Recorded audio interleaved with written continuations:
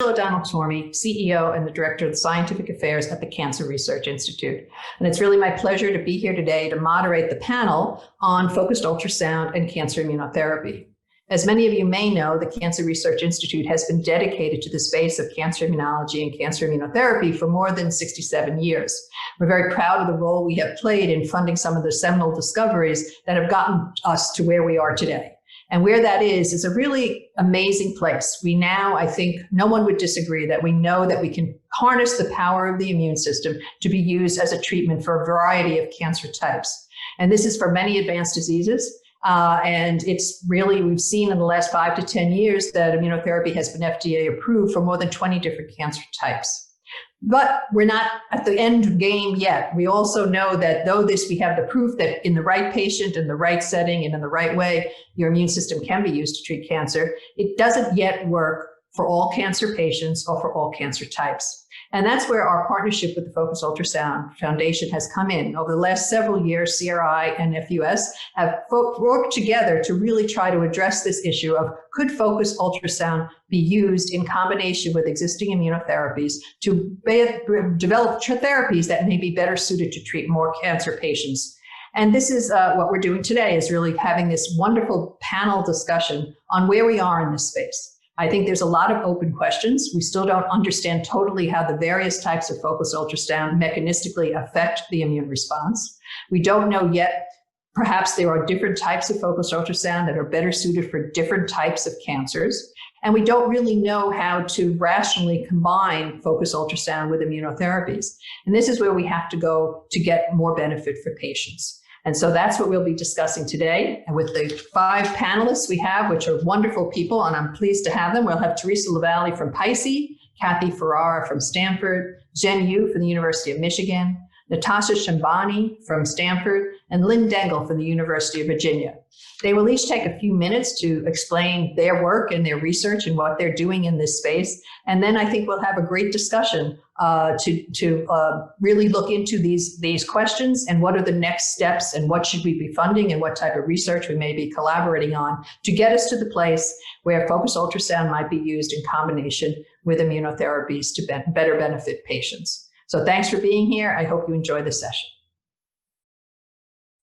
Hello, and thank you for the opportunity to participate in this panel. I'm Teresa LaValle, Vice President of Translational Medicine and Regulatory Affairs at the Parker Institute for Cancer Immunotherapy, or PICE. PICE is a nonprofit that's mission is to essentially cure cancer with immunotherapy. So we look to collaborate with academics, industry, and other nonprofits like the Cancer Research Institute, where we have a wonderful collaboration to translate scientific findings to clinic with urgency and with the goal of bringing drugs and diagnostics to market. Our interest with focused ultrasound is thinking about it as a way of modulating and improving anti-tumor immunity from some of the beautiful work that's been done by many of the people participating in this conference, and are collaborating with a number of folks to try to understand the mechanism of how focused ultrasound is invoking an anti-tumor immune response, whether it's a direct anti-tumor effect, inducing immunogenic cell death, and maybe in addition to affecting the tumor compartment, also affecting the immune cell compartment, either through priming the immune system, removing immunosuppression, really activating an anti-T cell response. And so listening to the preclinical and clinical work from the investigators at this conference and in the community to understand that will help us position focused ultrasound for combination immunotherapy treatment.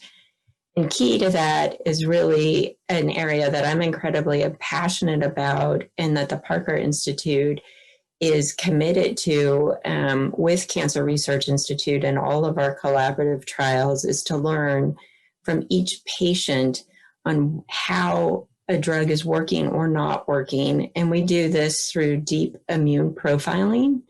by looking at tumor, both from whole exome sequencing, RNA-seq, and TCR-seq, and also multiplex IHC panels trying to understand the immune effects. And then through longitudinal blood collection, looking at immune profiling of PBMCs, proteomics, circulating tumor DNA, liquid biopsies are an area of focus, and then microbiome to see how that is modulating the immune tone of different patients. And so with that brief introduction, I look forward to the panel and the discussion today.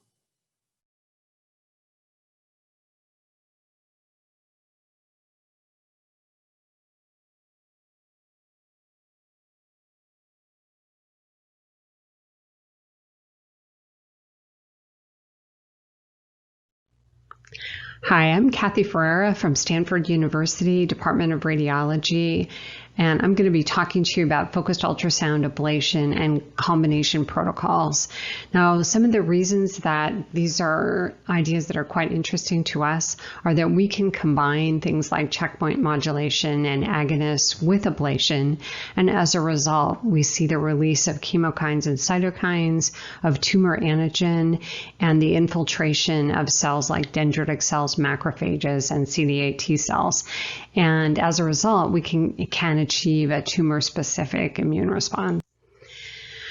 Now, one of the mechanisms by which HIFU ablation can impact pancreatic cancer is by debulking the tumor. And we see examples of this here. This is a murine study where we've reached a temperature of approximately 65 degrees. And we then observe that we have, on H&E, we have the infiltration of immune cells. We have a loss of viable tumor cells.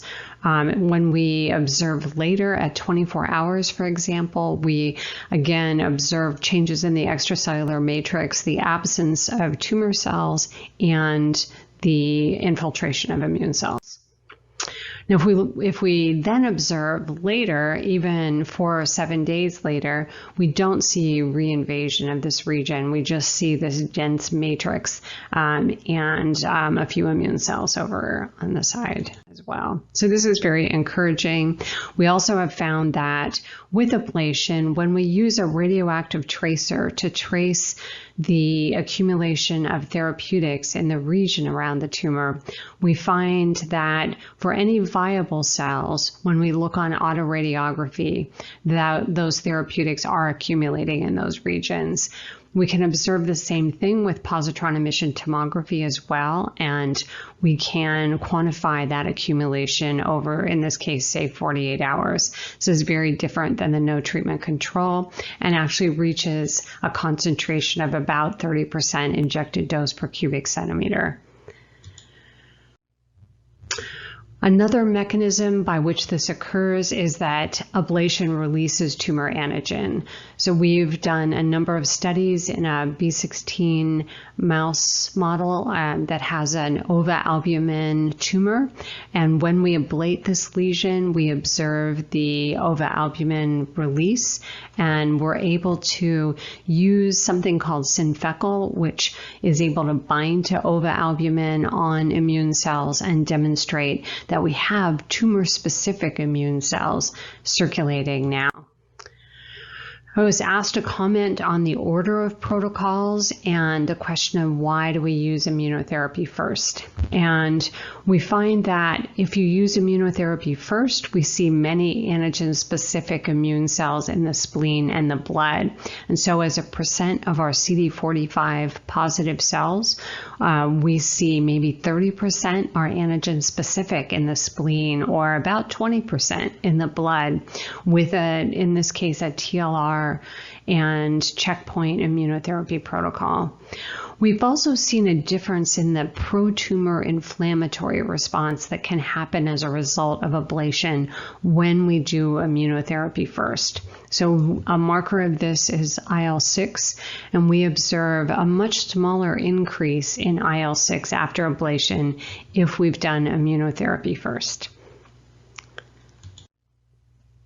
As a result of all of these studies, we have proposed a clinical trial of HIFU ablation at Stanford, headed by Paige Ganani.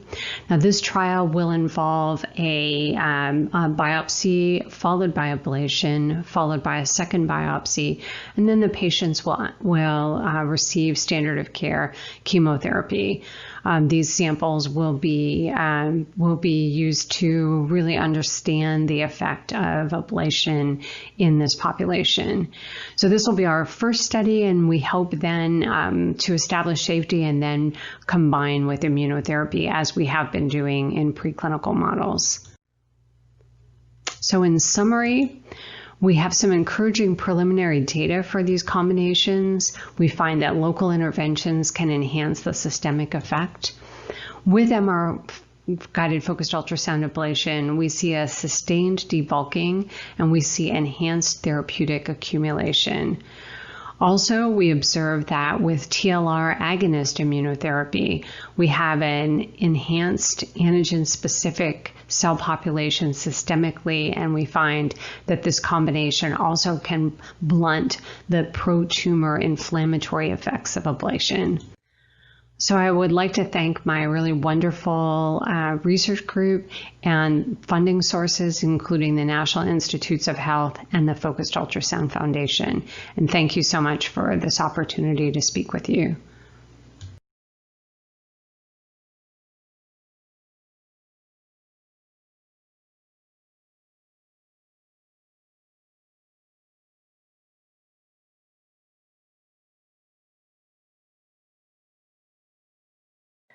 Hi, I am Jin Hu from University of Michigan, and I'm presenting histotripsy tumor ablation-mediated immune stimulation. And this is a work in collaboration with Cliff Cho's lab at the surgery department at the University of Michigan. So histotripsy is non-thermal and non-ionizing, and it generates cavitation to mechanically disrupt the cells into acellular debris without denaturing the protein. So our hypothesized mechanism underlying histotripsy-mediated immune stimulation is that it actually releases more intact tumor antigen compared to thermal and ionizing methods. It also increases release of damage-associated molecular pattern DAMPs and induces immunological tumor cell death. And then all this leads to increased immune response.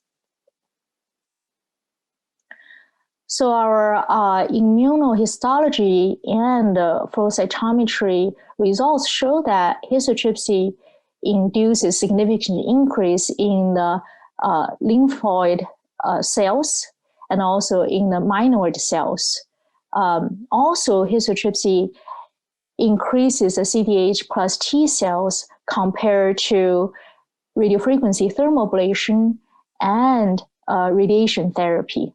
And also, compared to untreated control, we have seen that histotripsy induces a tumor-specific CD8 plus T cell response.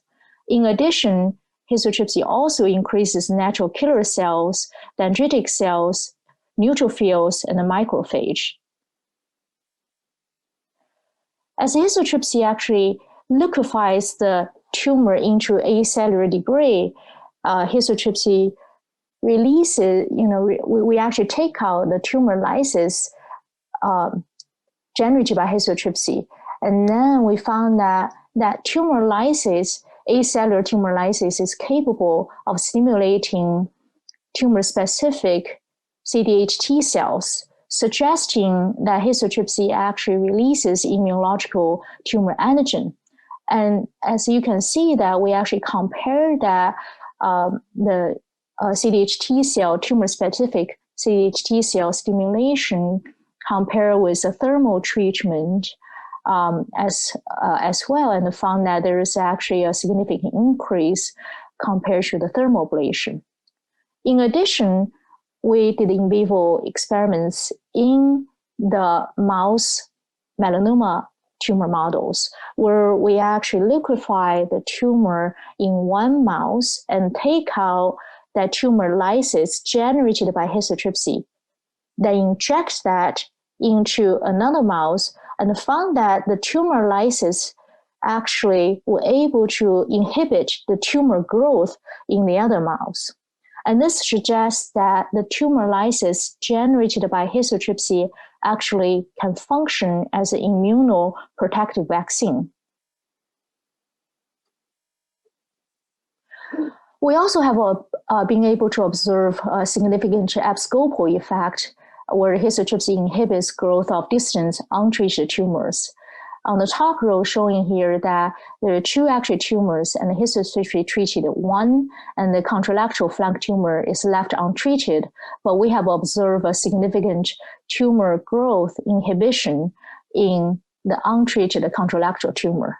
And in the second row here, we have also been observing the abscopal effect in distant pulmonary metastasis, where we treated the flank tumor and the significant decrease of the pulmonary metastasis was observed in the mouse. The clinical implications were also observed, and we have 3 groups of results. One is that in the rat liver tumor model, when we treat part of the tumor in the liver, we saw a regression of the entire tumor that leading to complete absorption of the treated region, the untreated region where the tumor disappeared by the week 3. And the animals had a disease-free survival after that.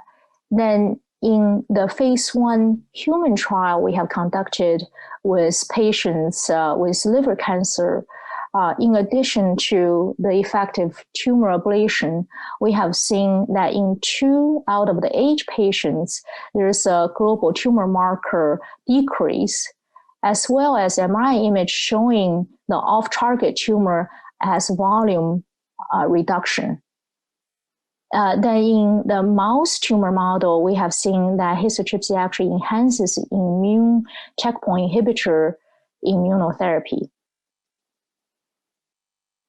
So by the end, I would like to thank the histotripsy group, faculty, our collaborators, and our student staff, and the funding support. Thank you.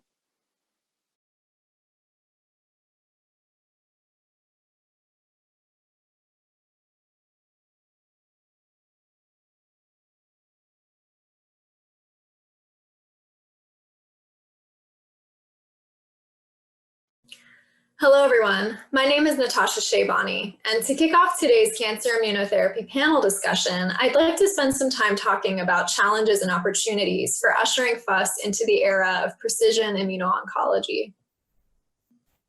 This graphic provides an overview of key challenges and considerations for advancing cancer immunotherapy, and these extend to the immunotherapy applications of FUS that are being widely explored right now.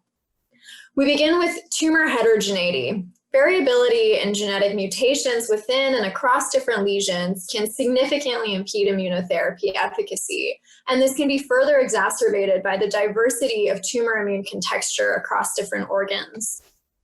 And to speak to this a bit further, I'd like to shine a spotlight on 2 distinct tumor types that have been highlighted across many presentations at this year's symposium: glioblastoma and breast cancer.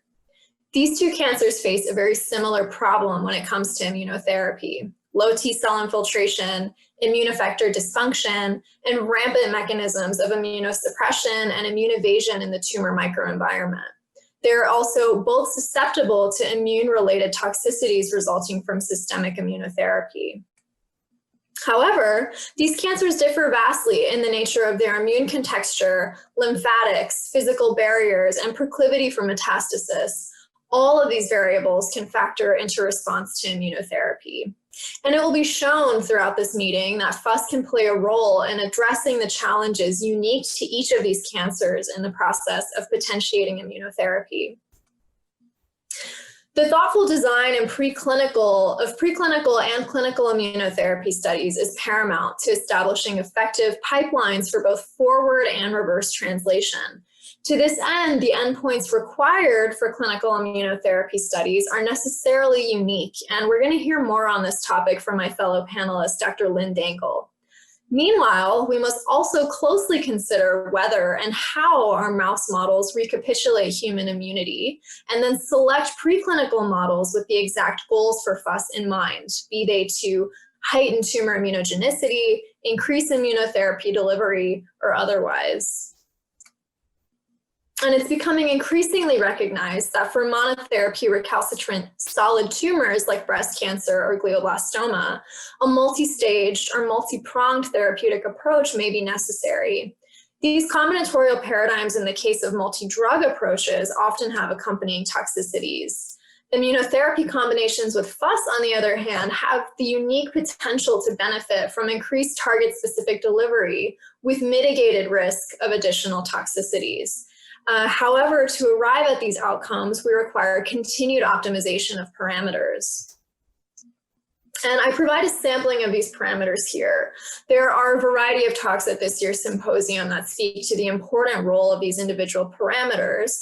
And as one example, I direct your attention to these immunoPET images on the left, which show that timing of therapeutic injection relative to FUS-mediated blood-brain and tumor barrier disruption can markedly impact the access of an immunotherapy to murine glioblastomas. For more on the details of this particular study, you can check out abstract IMM15 at this meeting. The final quadrant of this graphic underscores one of the most critical challenges that the field of immunotherapy faces: the need to advance and incorporate tools that enable non-invasive longitudinal response prediction and monitoring. Within the FUS community, there are a multitude of tools that we can begin to leverage in order to accrue the data that will help us usher FUS into the era of precision immuno-oncology. And one of these approaches that I'd like to highlight is imaging. Advanced imaging techniques are already playing a profound role in immunotherapy, and they will surely have a role to play in how we adjoin and subsequently monitor combinations of FUS and immunotherapy going forward. The examples of immunoimaging that are shown on this particular slide speak to the rich armamentarium of imaging tools that we have at our disposal for things like mapping of biomarkers and different immune cell types. The applications, however, extend well beyond this illustration. Imaging can also help us more rapidly identify pseudoprogression in the 2 to 10% of patients that display this signature after treatment with immune checkpoint inhibitors, as well as monitor immune-related adverse events and toxicities. Tissue and liquid biopsies represent another opportunity for deep mining of the molecular features of response to cancer immunotherapies. And given its non-invasive nature, I want to focus on liquid biopsy for the remainder of this talk, which, independent of immunotherapy, is a white-hot topic in the field of focused ultrasound. By peripherally sampling the blood of patients on immunotherapy for various circulating biomarkers, including cell-free DNA and RNA, extracellular vesicles, or circulating tumor and immune cells, we can hope to glean information that can help with disease management, be it for risk stratification, individualized therapy, or treatment monitoring. I predict that over the coming years, the burgeoning preclinical and clinical activities in FUS immunotherapy will give rise to a wealth of information that will help us establish robust clinical biomarkers and an improved understanding of how best to deploy these therapies. And so to close, for those who are interested in learning more about the state of the field or adopting field-wide standardization guidelines in their own work, you can check out the listed resources that the FUS Foundation has curated on their website. Thank you.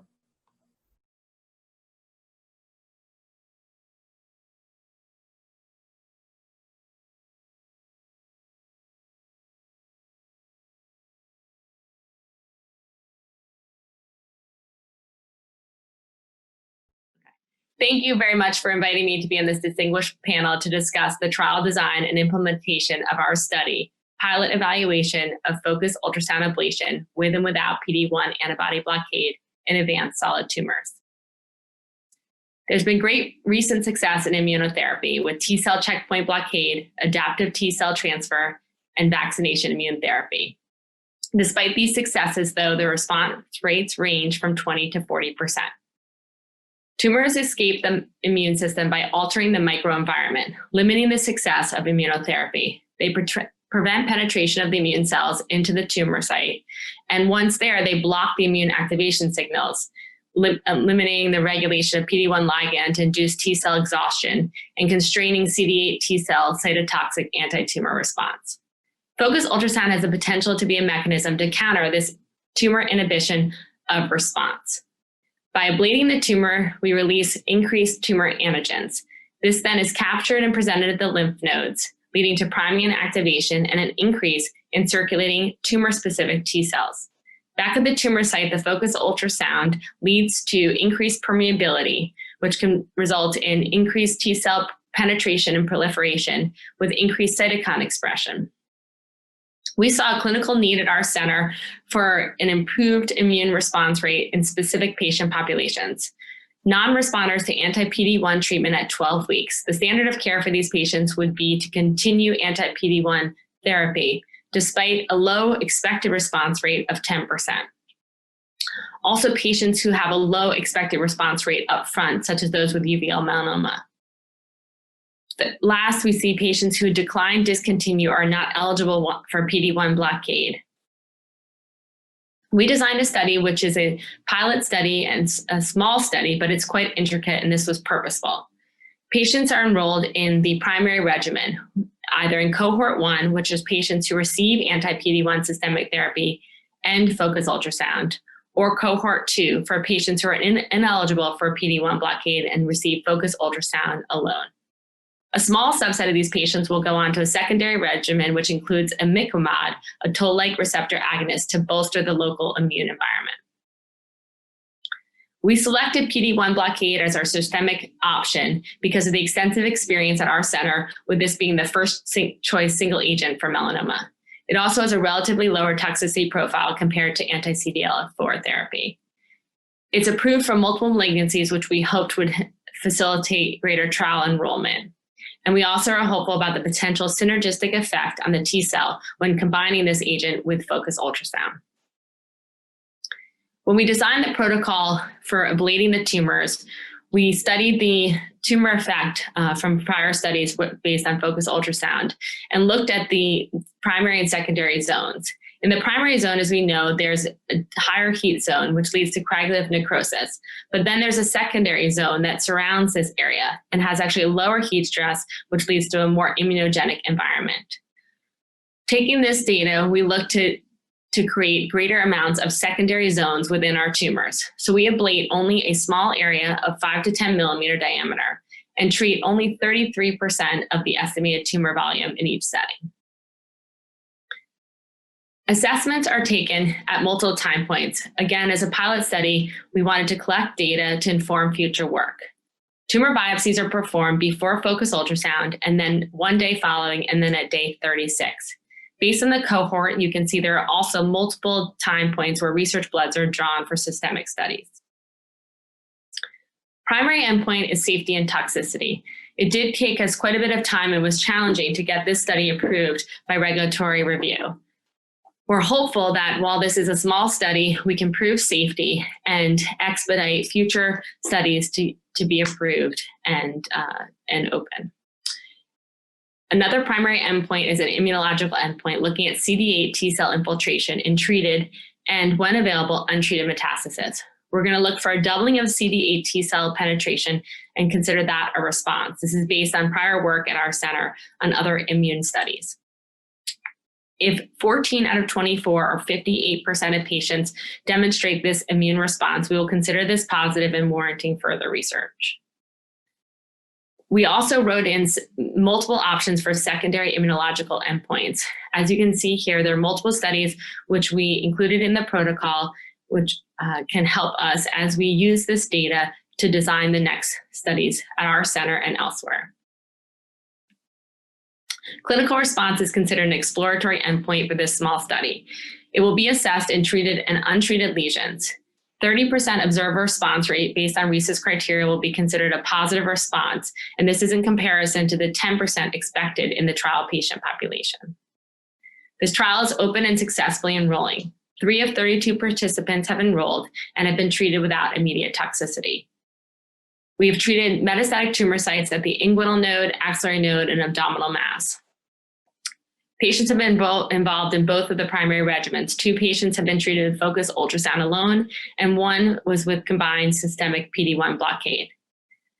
This supports ongoing enrollment. The trial enrollment was slowed during the early COVID pandemic, but it has picked up again, and we're hopeful that it will not be too much longer before we can complete enrollment and perform our data and analysis, and we can inform future work at our center and elsewhere. I want to thank my collaborators and the research team, specifically Craig Slingloff and Rashida Kott at UVA, who are my co-investigators, and also Natasha Shaibani, also at UVA, who's also on this panel. Thank you very much. Welcome back, everyone. I hope you've had a chance to see the brief little reports that everyone on this panel gave, and I'm thrilled to be moderating this expert panel that I think we have some great discussion points. And I'm going to lead off by saying, I think we heard already even from Jim Allison earlier this morning, how immunotherapy has done great things, but we're certainly not anywhere near where we need to be. And it's a very complicated system. And even without putting focused ultrasound into the picture, we need a lot to learn, even how to use the various types of immunotherapies to really affect patient benefit.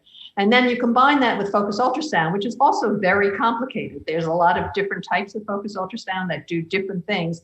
And so I think we have our tasks set forth to bring these together. But I will say I am so enthusiastic to see that the progress that has been made over the last several years when Cancer Research Institute and Focused Ultrasound started to collaborate on this issue. So I'm going to lead off with some questions, and we also have some questions in the chat. And so if you have any more questions, please put them up there and I'll try to get through them.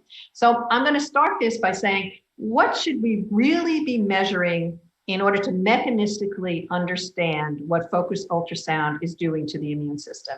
And I think I'm going to start that off and ask you, Cathie, because I know you have some pretty strong viewpoints on this. Yeah, so I think in terms of just parameters themselves, I think that measuring temperature and pressure and the distribution and timing are really important. That we find that it's very difficult to replicate experiments without measuring temperature and pressure. So even among, especially preclinically, each mouse can be somewhat different, and it can be quite different. Then I think the things that you'd really like to measure to understand what has happened are then to look and see whether or not you've killed the tumor cells within some particular region, to see whether or not you've enhanced therapeutic penetration, and ideally to be able to quantify that in some way, to determine whether or not you have changed tumor-specific antigen presentation on myeloid cells, on macrophages and dendritic cells, both within the tumor and the lymph nodes and potentially systemically. And then also to look at whether or not cytokines are released and whether you get a kind of a viral response in return. I think if you measure that set of things, then you're really looking at the true effects of ultrasound. I think it's interesting to look at changes in the distribution of various cell types, but that's so well determined by the specifics of the tumor initially that it can be difficult to map out how everything is working just from the distribution of cells. So that set of things would be the set that I would love to see everyone measuring. Well, thanks, Cathie. I think that's, from the focused ultrasound perspective, that's great. And I'm going to switch to Teresa, who obviously has set up what we call the PICE translational suite at the Parker Institute, which CRI obviously closely collaborates with. And we use all these when we're measuring in immunotherapy trials. So I'd like you to see, do you think it's the same things we have to measure? What are they? And is it different if you're thinking about combining this with focused ultrasound? Yeah, no, I think Cathie really framed it well. And maybe to say it in a different way is one, you got to think about the questions. I think we can measure lots of things, and I'll kind of go over the approach that CRI and PICE has set up to do discovery and really mechanistically understand what we're doing. But critical to any good translational plan is it's not about the tests, it's not about the assays, it's about the questions. And so the fundamental question is, what is the mechanism for anti-tumor immune response? And it's complex with multiple players between the tumor and immune system. And immune system is more than T cells. And we heard beautiful discussions this morning about the thoughtful work that's being done looking at both innate and adaptive immune system. And I think given the complexities of what we're seeing and the multi-mechanisms of actions with interplay between a broad immune cell types and the tumor, and a number of publications that have come out this year that have taken these multi-omic, multi-parameter characterizations have found, that even the genetic changes within the tumor can influence the TME and the immune response. So a holistic view, while we're trying to define what is the mechanism, what are the relevant cell types, and what are the kinetics, so that we can thoughtfully put together both combinations, but potentially patient selection, because tumors are heterogeneous across populations. So I think it's really important in the clinical studies, to echo many of the talks this morning, to look at broad tumor biopsy profiling. So asking the question from the tumor component, whole exome sequencing, RNA-seq, TCR-seq, and that's what we do in all of our studies, both baseline and on treatment. And we are collecting a lot of archival tissue also to see if we can monitor changes in disease. So I think that's something that a lot of people haven't thought about. If you're doing a baseline biopsy, if you can still get the archival, it's a data set that will help inform disease as it changes. And then multiplex IHC to really understand that tumor immune landscape. Jim Allison's talk, as always, was excellent. And really showing those cartoons that he and Pam published in Science a few years ago, that in the absence of having T cells in the tumor, anti-tumor immunity is really a remote possibility. So understanding what players need to be there to really facilitate that T cell as well as T cell fitness. And since biopsies are not amenable to longitudinal assessment in broad clinical studies, blood-based biomarkers, and we've seen so much come out this year and excitement on the liquid biopsy approaches, both from multi-parameter circulating free DNA, looking at some epigenetic changes in addition to just the sequencing like TMB and mutations, but also for many of the talks, again, that we heard this morning with looking at immune profiling with these multiplex parameters that can look at different subsets of T cells, dendritic cells, monocytes, macrophages, MDSCs, and B cells. So in the proteomics, as Cathie said, I think looking at cytokines, chemokines, and other proteins, it's a tried and true approach in oncology that we often underestimate the power of the proteomics in the blood. So it's a lot to say. I think we need to really get as much data to inform us on mechanisms, sequencing, and patient heterogeneity. Well, thanks so much, Teresa. And now, Lynn, I know you're doing the clinical trial, obviously, at UVA. What do you feel? I know you have a question about biopsies. Obviously, it's always a challenge in clinical trials to get biopsies, but I think you want to hear, and I'd love to hear from everyone else, what we think the best schedule of getting biopsies might be. Thank you so much. That's exactly what we're struggling with as we think to the next trial design. In the pilot study that I spoke about, we are doing biopsies pre-focus ultrasound, and it's a complicated study with several regimens, but essentially pre-focus ultrasounds and then 24 to 48 hours afterwards, and then a delayed biopsy at about 36 days. And another study also that Dr. Shaibani was involved with, the preclinical data at UVA in the breast work, is doing a biopsy pre and then 14 days later.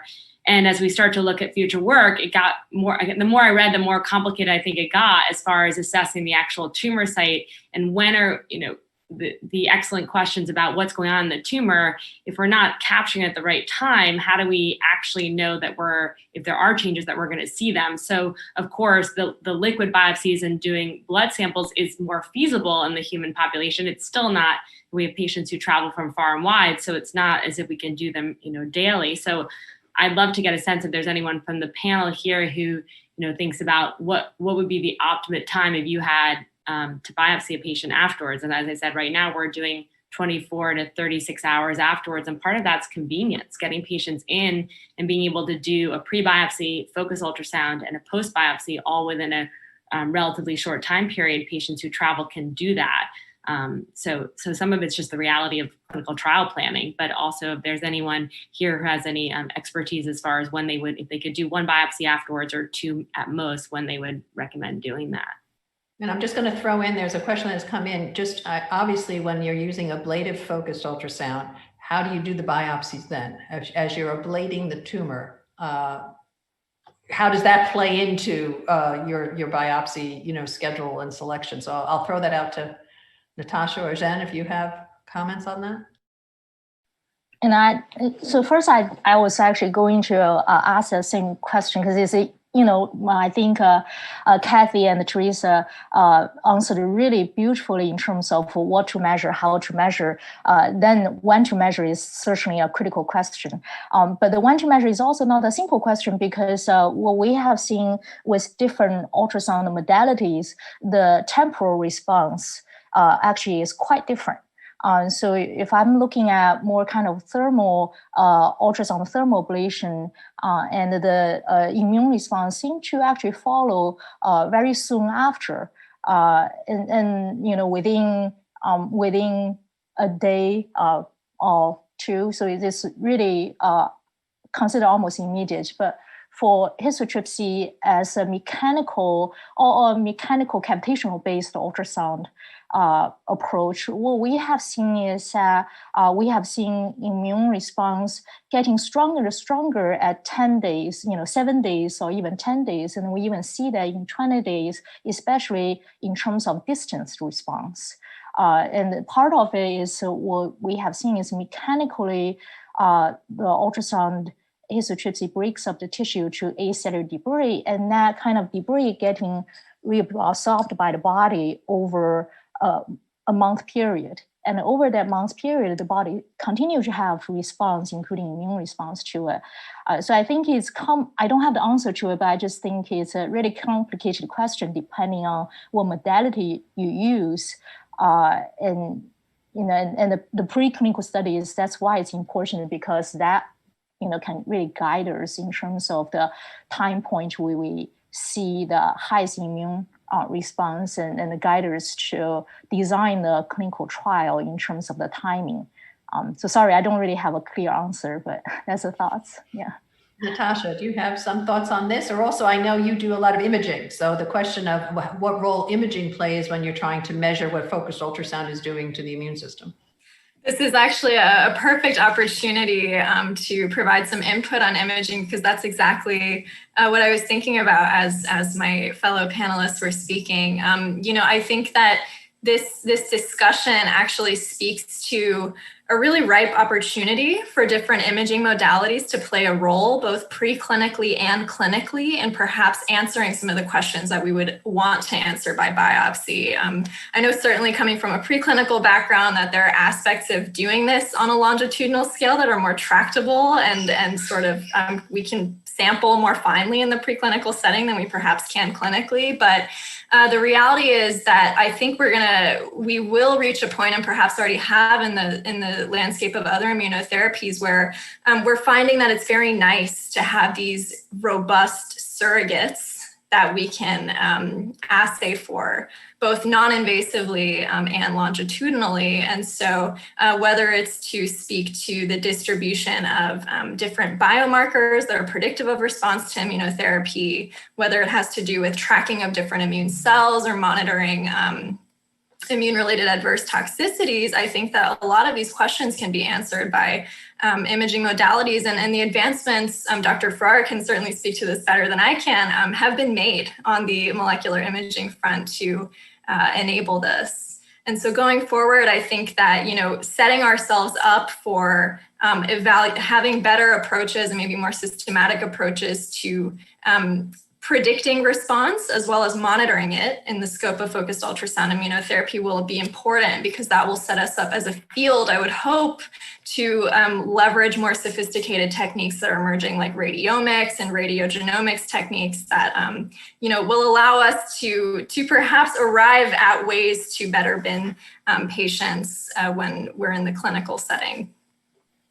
So as a person that's not a focused ultrasound expert, I'm going to throw out a question in terms of, we know because there's multiple types of focused ultrasound, how do you choose which type would go with which tumor? Obviously, we know some tumors have major stroma, which maybe you want to disrupt and mechanically disrupt. Is there others in terms of the blood-brain barrier with brain tumor? So can you speak to what are the parameters that we use to choose moving forward, especially if we want to translate what type of focused ultrasound goes with what type of immunotherapy?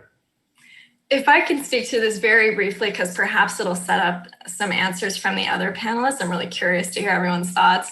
I tend to think about focused ultrasound as this sort of two-pronged tool, right? We know that we can deliver drugs with FUS effectively, but we also know that we can modulate the immune system. So in part, I think the choice of focused ultrasound with respect to different models in part has to do with what exactly the goal is. Especially preclinically, I know we think about this a lot, because naturally something like barrier disruption, which we've been exploring in glioblastoma and secondary brain tumor models, can potentiate immunotherapy delivery, and we're learning that can be quite parameter dependent. But at the same time, we're starting to learn about these previously unknown immune effects that can also occur as a byproduct of that. So maybe I'll leave it there, and I'd love to hear from others about this too.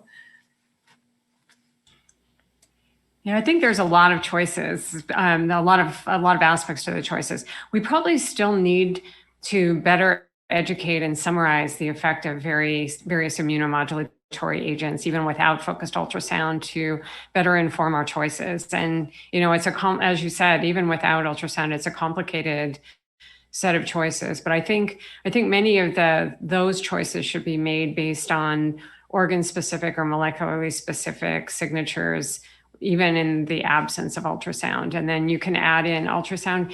Right now, I think it's also dictated by the location and the practicality of using any particular technique.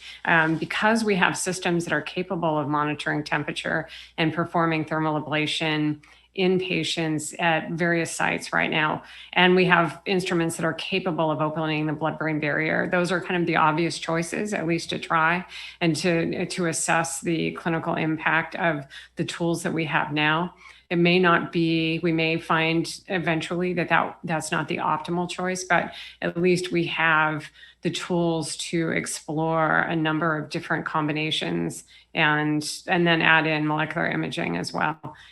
Based on the tools that we have now. But it definitely is an emerging set of questions, but also needs to be based on what's really practical right now. And so I just want to chime in, and I agree with Cathie and Natasha in the sense that the focused ultrasound is really providing non-invasive tools. So we're trying to, at this stage, still too early to really have a definitive answer to that question, but now we're trying to understand different forms of ultrasound and the mechanism while which that ultrasound actually induces immune response. So there's a thermal therapy, which is in clinical use, so we can get more of an idea now through certain clinical trials. Blood-brain barrier is also performing clinical trial now. Then in terms of the mechanical ultrasound approach via cavitation for histotripsy, that we're starting multi-center clinical trial soon too.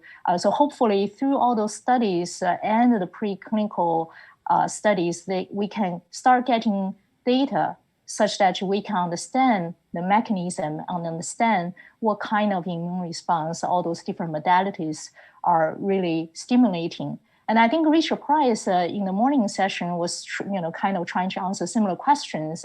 And it's also possible that we may use a combination of different approach. Maybe ablation in the center to debulk the tissue, then combine with maybe a lower amplitude pulses in the periphery to stimulate immune response, combined with drug delivery. So the good thing is now we are trying to get better understanding of the toolboxes we have. And the next step will really trying to understand how that works for specific disease. Well, thanks. We only have, I think, less than 2 minutes, probably a little over a minute left. So I'm going to throw out a question. I don't know who wants to jump in, but I guess I'd be interested in hearing if the world, you could decide what you wanted to do with focused ultrasound. What would be the strategy that you think you need to inform the rational decision of design of focused ultrasound IO combinations? Like, is there something we desperately need to do clinically or something we desperately need to do preclinically? So this is like a rapid round. You got about 10 seconds each to respond to this, but if I'm going to throw it out there and go for it. I'll say it's the totality of the data. So having sufficient data to have a hypothesis that you can take into the clinic and answer. There, 10. Yeah, this may not be quite on topic, but one point from the plenary this morning, the idea of just being able to kill some tumor cell death can work well with a combination of different immunotherapies. So I think even though we want to be very specific, there also are opportunities to just have an immediate and blunt effect that may be very effective. Well, I think we're about out of time. Sorry, everybody else didn't get to answer the question, but I think we know we have a lot more to do. And thank you all for giving your opinions and keep up the good work. And we look forward to continued collaboration to get a focused ultrasound IO combination to the goalpost. So thanks very much.